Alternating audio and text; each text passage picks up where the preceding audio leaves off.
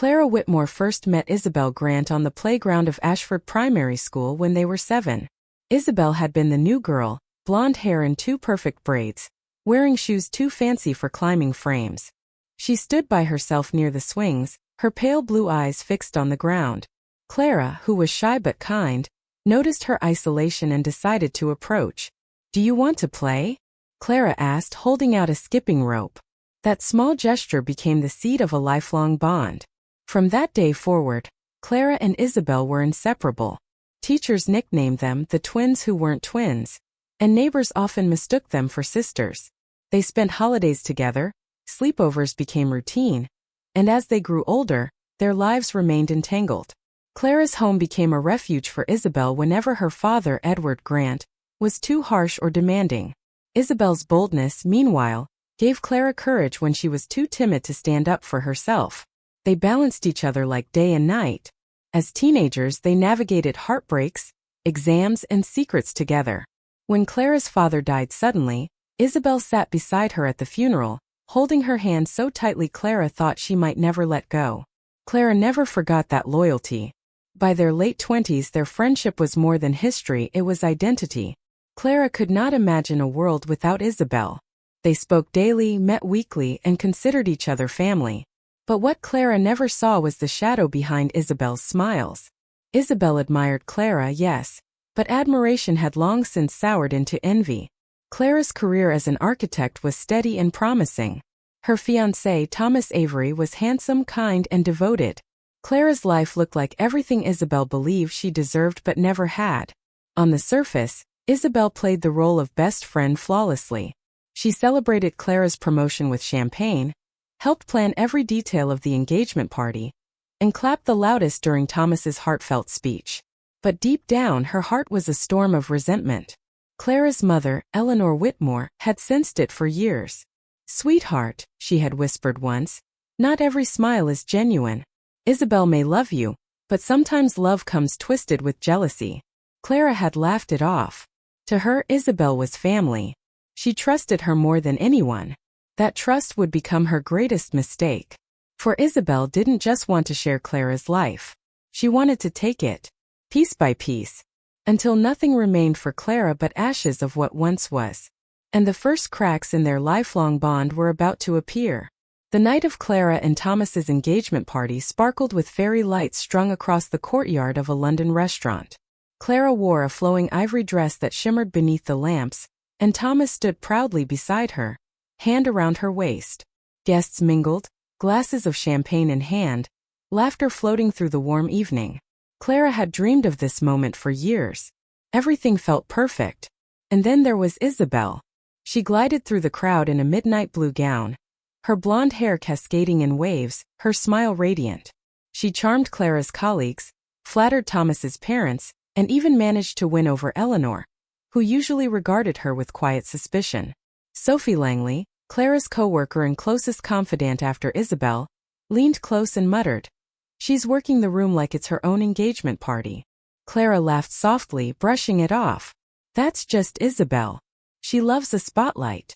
But later, as Thomas delivered a speech about his love for Clara, his voice steady, his eyes full of devotion, Clara caught something unsettling. Isabelle's smile faltered for a heartbeat. Her blue eyes darkened with something unreadable, something sharp. But just as quickly, her mask returned, and she clapped the loudest of anyone in the room. After the toast, Isabelle wrapped Clara in a tight embrace. "You deserve this, darling. Everything. And I'll make sure it's all perfect for you." The words were warm, but her tone carried an edge Clara couldn't quite place. Later, when the guests began to leave, Sophie pulled Clara aside. "I don't like how she looks at Thomas." Clara blinked. "What do you mean?" "Like he's not yours. Like he's hers already," Sophie said bluntly. Clara dismissed it with nervous laughter. Isabelle had been by her side for decades. She would never cross such a line. But Sophie's words lingered in Clara's mind. That night, as she lay in bed beside Thomas, she remembered Isabelle's fleeting expression, the way her embrace had felt almost possessive. For the first time, a sliver of doubt pierced her trust.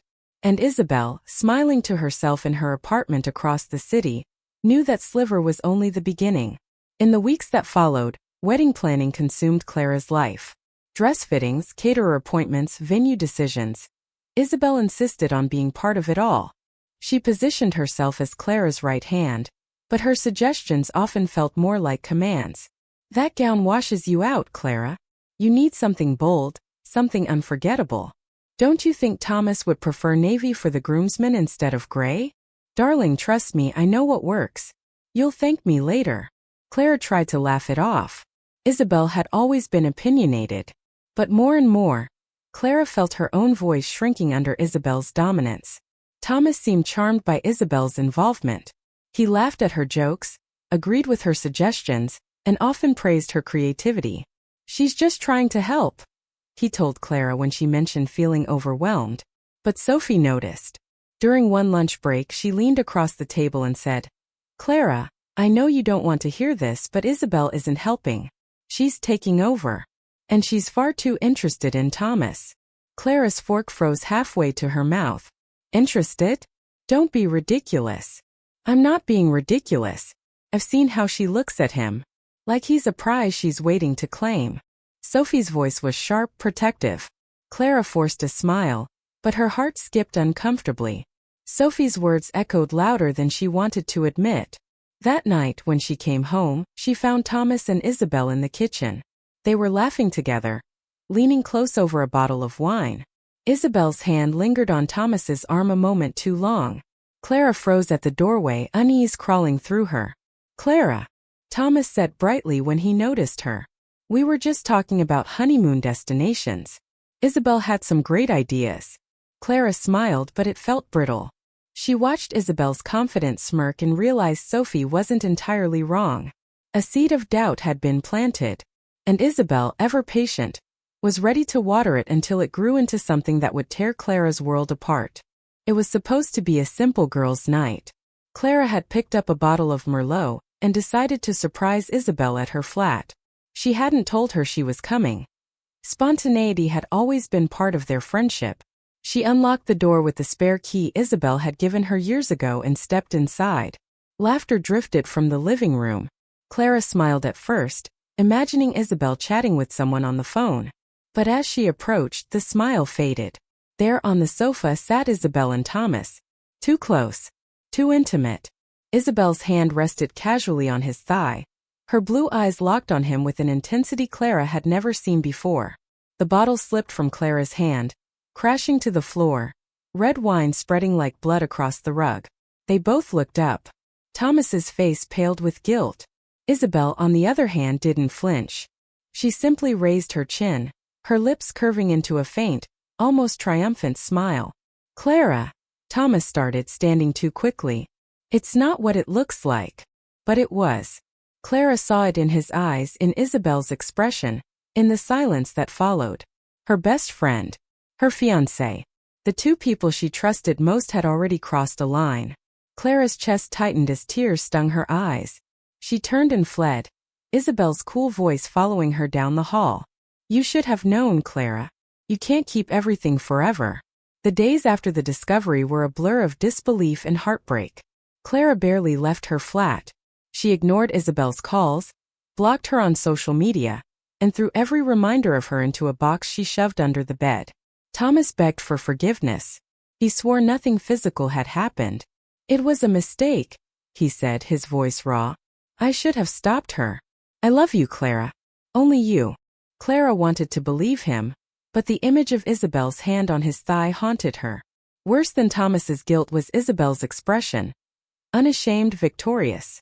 She hadn't even tried to hide it. Eleanor noticed Clara's exhaustion immediately. Sweetheart, love isn't enough if there's no trust. Do you trust him? Clara hesitated. That silence was answer enough.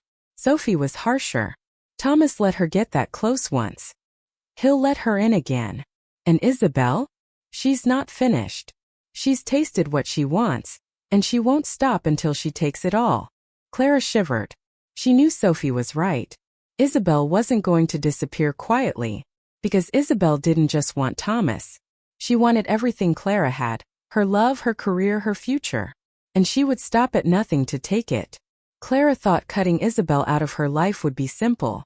After all, she had deleted her number, blocked her online, and avoided places they used to visit together.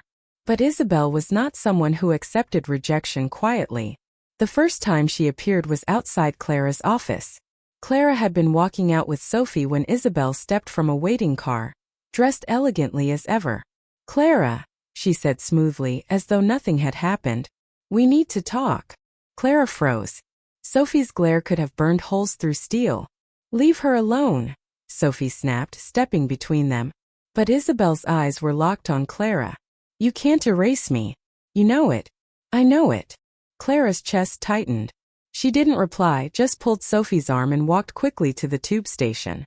But Isabelle's words echoed long after. The next day, flowers arrived at Clara's office. White lilies, her favorite. No card. But Clara knew exactly who sent them. She threw them in the bin, her hands trembling. At home, Thomas was doing everything he could to reassure her. He deleted Isabelle's number from his phone in front of Clara, changed his email passwords, and promised he wouldn't answer if she showed up. "I want us," he said firmly, taking her hand. "I won't let her destroy us." Clara wanted to believe him. His brown eyes were so steady, so full of love. But the image of him on that sofa with Isabelle lingered. Trust was fragile, and Isabelle knew it. Late one evening, Clara returned home to find an envelope slipped under her door. Inside was a photograph. Her and Isabelle, age 13, arms around each other, smiling at the camera. On the back, in Isabelle's elegant handwriting, "We were sisters once. Don't forget it."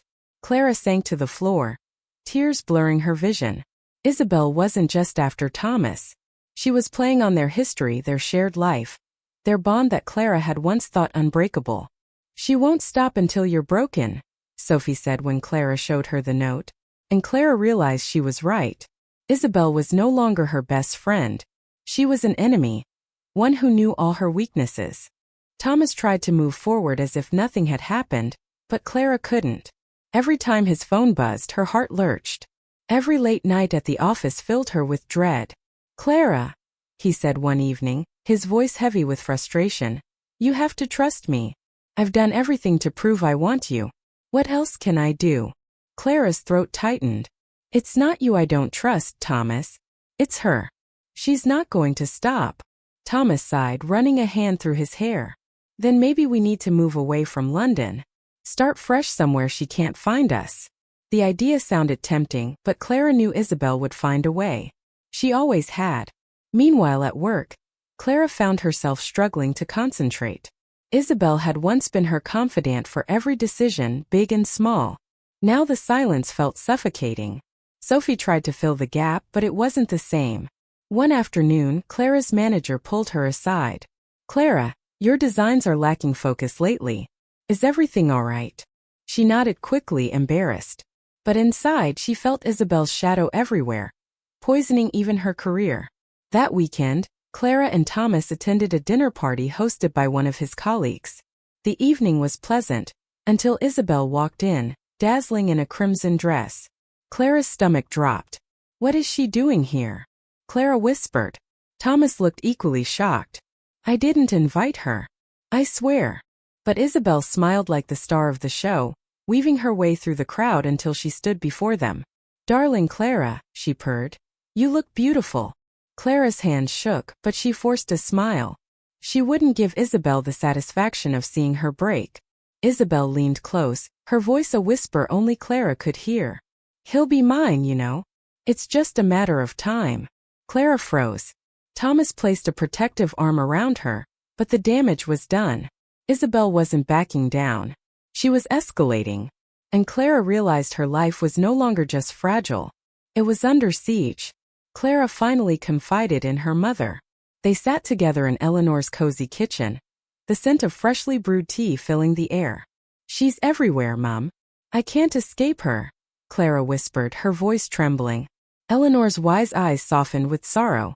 "I warned you, Clara. Isabelle's love for you was never pure. She wanted what you had, even as children. Remember how she always had to have the better doll, the prettier dress? This is the same thing, only bigger. More dangerous." Clara nodded, tears welling up. "But I don't know how to fight her. She knows everything about me. Every weakness. Eleanor reached across the table and took her daughter's hands. Then you must take away her power. Don't give her your fear. Don't let her see you unravel. It was easier said than done. The following week, Clara found herself the target of whispers at work. A rumor spread that she had copied a design from a competitor's firm. Her manager called her in, disappointment in his eyes. Clara, this could damage your reputation. Where did this come from? Clara knew instantly. Isabelle. Who else had the knowledge and malice to plant such poison? That night, Clara confronted Thomas. She's ruining me, Thomas. Not just us but me. My work, my name. Thomas pulled her close, anger flashing in his eyes. Then we fight back. We don't let her win. But Clara wasn't sure how. Isabelle wasn't fighting fair. She used whispers, appearances, subtle moves that couldn't be proven.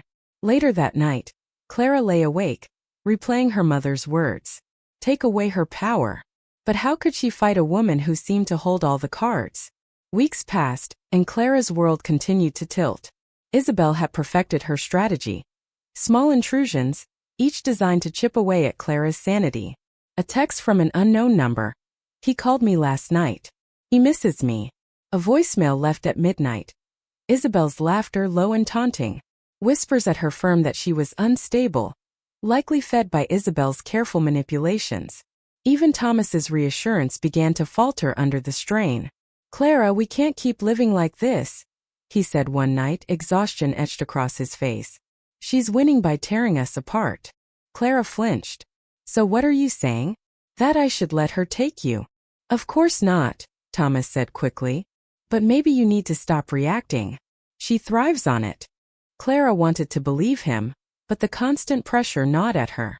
Her once bright spirit dimmed, replaced by anxiety and mistrust. Even Sophie's attempts to cheer her up felt like flimsy bandages on a wound that wouldn't close. One Friday evening, Clara returned home to find her flat door ajar. Panic surged through her. She stepped inside, heart racing. On the dining table was a single photograph. Thomas asleep, shirtless, in Clara's own bed. The photo was recent. The angle suggested it had been taken secretly. Clara's blood turned to ice. Isabelle had been inside her home. The violation was worse than any words. She dropped the photo, her hands trembling. When Thomas returned home, she shoved it at him, her voice breaking. She was here, Thomas. She was in our flat. Thomas's jaw clenched as he pulled her into his arms. Then it's over. I'm calling the police. She's crossed the line. But Clara knew Isabelle. The law couldn't cage her malice. This was no longer about love or jealousy. It was war. The police took Thomas's report seriously, but without evidence of forced entry, there was little they could do. Isabelle's name was noted, her reputation whispered about, but she walked free, untouched, untouchable. Clara felt cornered. The walls of her life were closing in. At work, she was barely holding on. At home, she jumped at every sound, convinced Isabelle was watching. Sophie begged her to take time off, to leave the city, but Clara refused. If I run, she wins, she said fiercely, though her voice trembled. Thomas tried to be her rock, but the strain was wearing him down. One night, after yet another argument sparked by Isabelle's shadow, he snapped. I love you, Clara, but I can't keep proving I'm not guilty of something I haven't done. Clara flinched at his tone, tears spilling down her cheeks. She realized then how deeply Isabelle's poison had sunk into their relationship. Trust had fractured, leaving only shards sharp enough to wound them both. Later that night, as Clara sat alone on the sofa, her phone buzzed. An email. No sender address. The subject line. You can't win. The attachment. A video. Clara clicked it with shaking hands. The footage showed Isabelle and Thomas, or rather, a carefully edited sequence of moments from different gatherings. A hand on his arm. A lingering smile. Cropped and stitched together until it looked like intimacy, like betrayal. Clara's stomach lurched. She knew it wasn't real. But to anyone else it would be damning.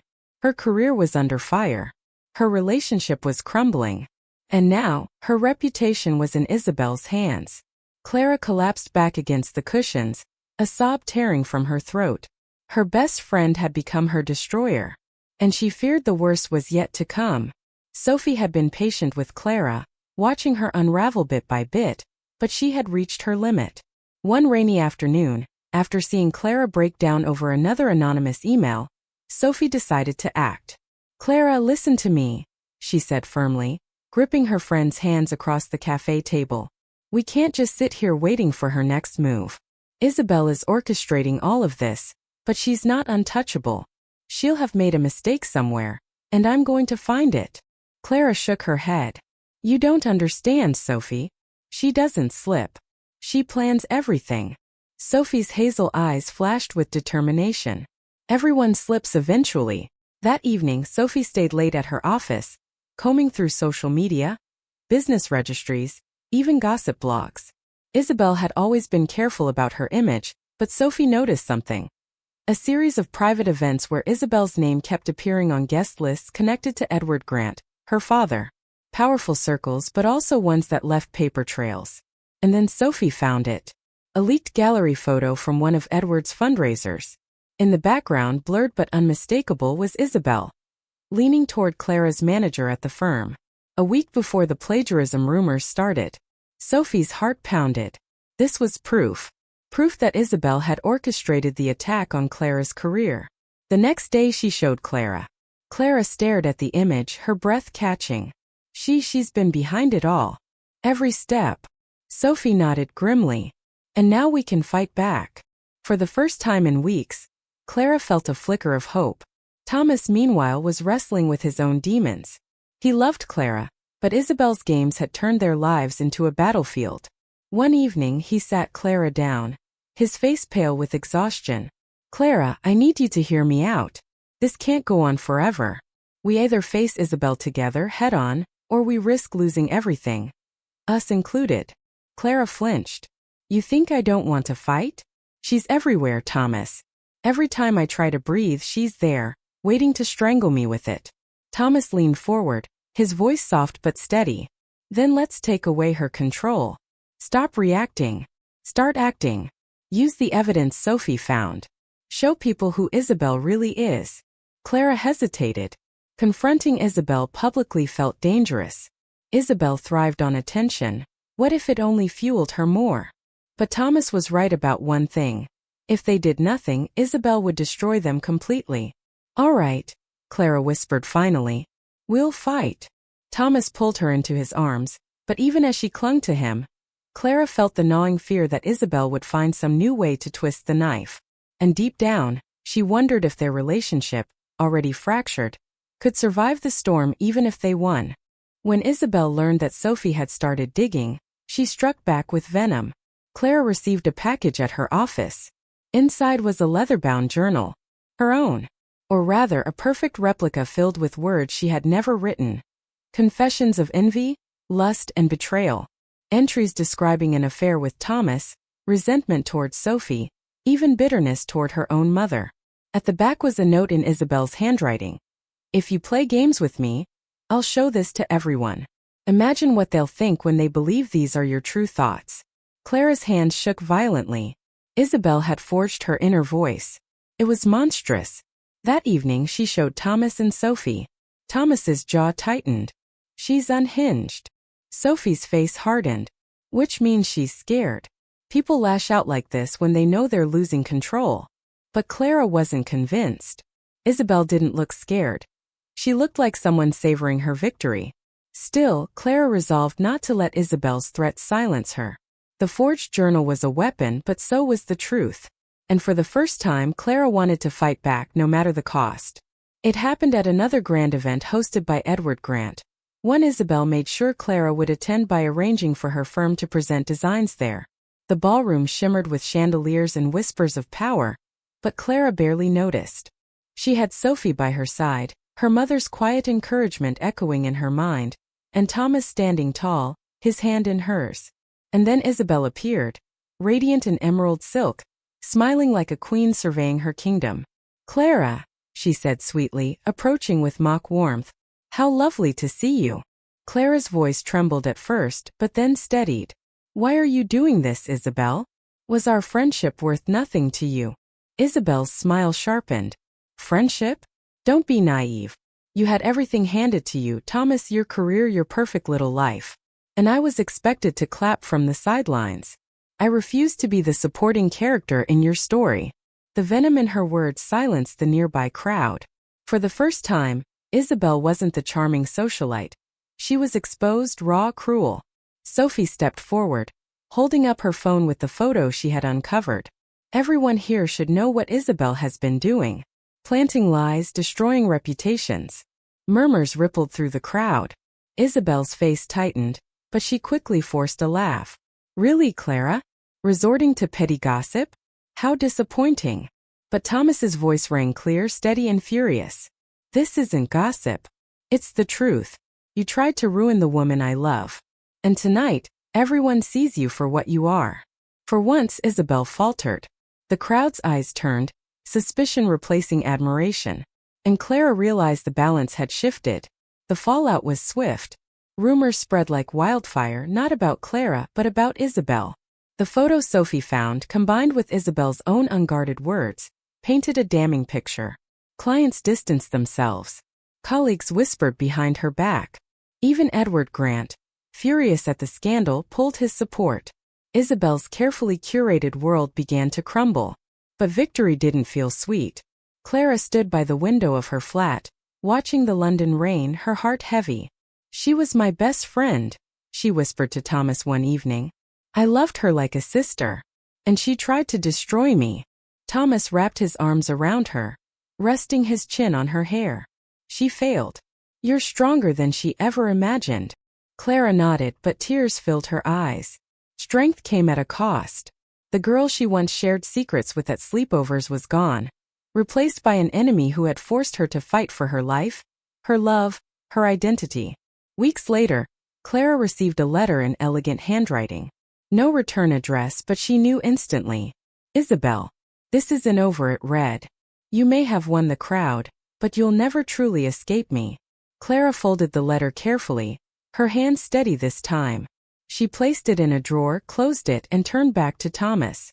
Let her haunt herself, she said softly, and for the first time in a long while she felt free.